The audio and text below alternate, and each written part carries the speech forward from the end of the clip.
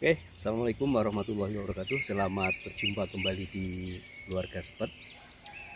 Saat ini saya akan melakukan rempel atau pruning dahan. Ini yang saya pegang ini adalah pohon gaharu. Ini umurnya sekitar 5 tahun. Jenisnya ini Aculeria malakensis. Jadi bukan endemik Papua.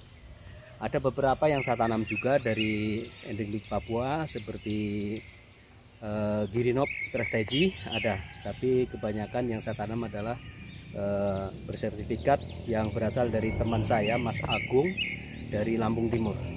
Dan langsung saja saya kerjakan ya. Kenapa saya harus melakukan perempelan? Perempelan ini adalah membuang cabang-cabang yang kecil-kecil dibuang supaya membentuk tajuk atau pohon yang dominan. Ini sangat terlambat, tapi tidak masalah karena ini juga bukan jangka pendek, ini jangka panjang. Nanti setelah besar, batangnya berdiameter 15 cm ke atas, baru bisa diinokulasi dengan fusarium.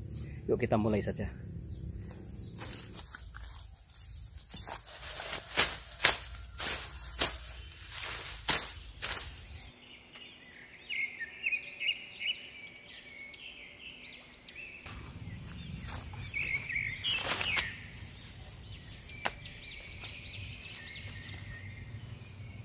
Jadi ini ada 2 batang pokok ya, atau twin, yang ini dengan yang ini.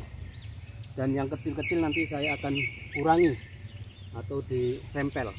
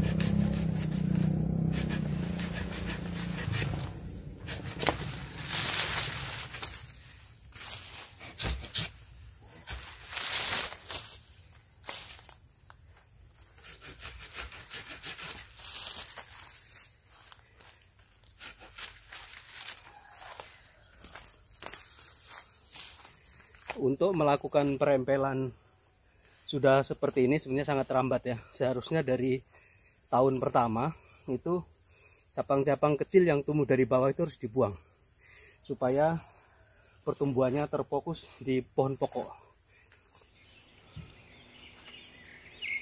Itu di sana juga ada ya. Itu juga mau saya rempel yang batang bagian bawah.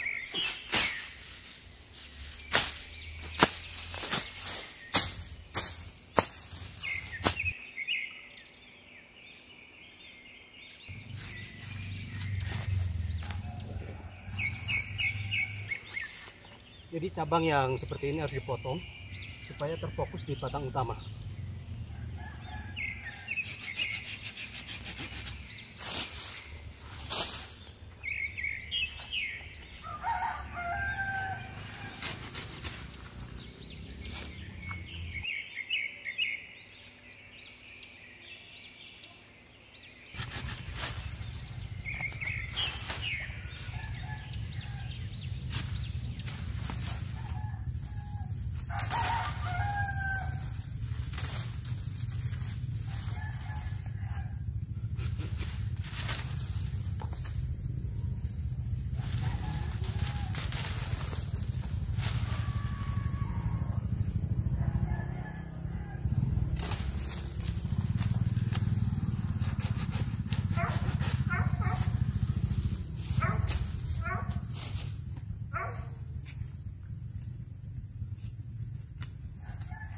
Oke, ini saya rempel seperti ini. Secara alamiah sebetulnya masuknya fusarium di alam bebas ya, di belantara atau di hutan, itu karena adanya faktor alam seperti terkena petir, patah atau tumbang, kemudian yang luka seperti kena gergaji ini kemudian ada sejenis jamur yang masuk ke dalam daging pohon gaharu atau pohon filaria maupun girinop. Nah, karena terinfeksi dengan fusarium, maka pohon itu menjadi sakit. Nah, di mana ada gubal atau daging dari kayu itu yang tersangkut fusarium, maka disitulah terbentuknya resin gaharu. Jadi jaringan menjadi mati, kemudian getah atau resin gaharunya terkumpul. Nah, itulah riwayat terbentuknya gaharu yang sebagai biang atau bibit minyak wangi yang super mahal harganya. Dan sampai sekarang masih disebutkan bahwa gaharu sebagai pohon termahal di dunia. Dan ini saya masih akan lanjutkan, tapi masih ada satu pohon yang parah sekali, karena dari bawah kecil itu sudah banyak tunas-tunasnya. Jadi walaupun kelihatan besar, tapi itu bukan pokok atau pohon utama. Ayo kita lihat.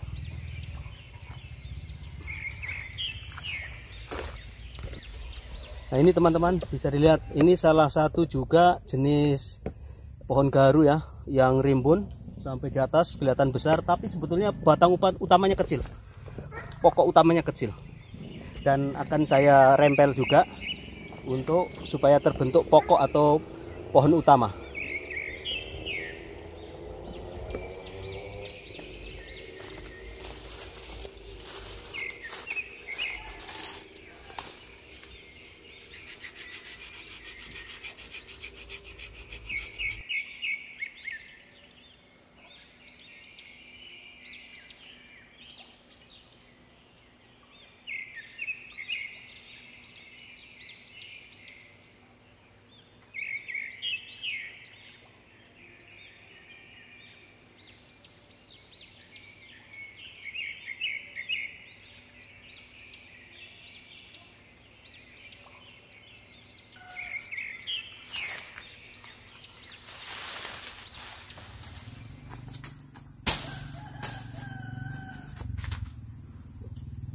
Oke, sekarang sudah kelihatan ya.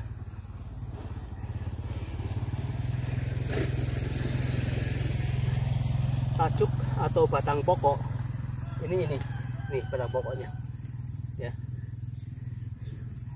Dan ini karena keterlambatan merepel atau membuang tunas-tunas yang tumbuh dari bawah, akhirnya pohon utamanya kalah.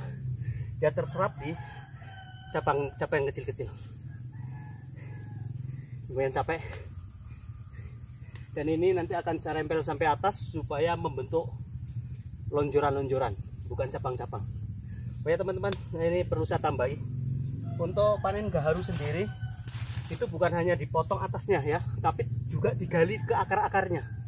Jadi kalau fusariumnya sudah masuk atau jarum pemancing resin gaharunya sudah masuk, dia akan masuk ke lorong-lorong atau ke lini-lini yang ada daging yang dimasuki jamur fusarium itu. Jadi sekali lagi secara alami sebetulnya fusarium itu bisa masuk lewat pohon yang luka, baik itu luka faktor alam maupun kita potong dengan menggunakan gergaji ataupun golok. Tetapi tentu kalau kita mengharapkan seperti itu akan sangat lama. Yang paling efisien adalah kita melakukan inokulasi, yaitu pemasukan secara paksa fusarium ke dalam pohon gaharu.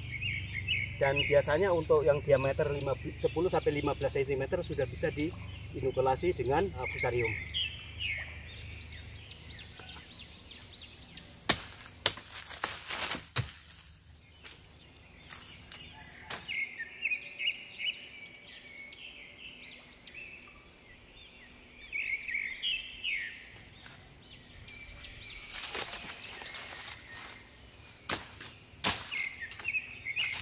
Oke, sampai di sini dulu. Nanti akan saya sambung di konten berikutnya, mungkin pemeliharaan ataupun pada saat inokulasi. Sampai jumpa. Wassalamualaikum warahmatullahi wabarakatuh.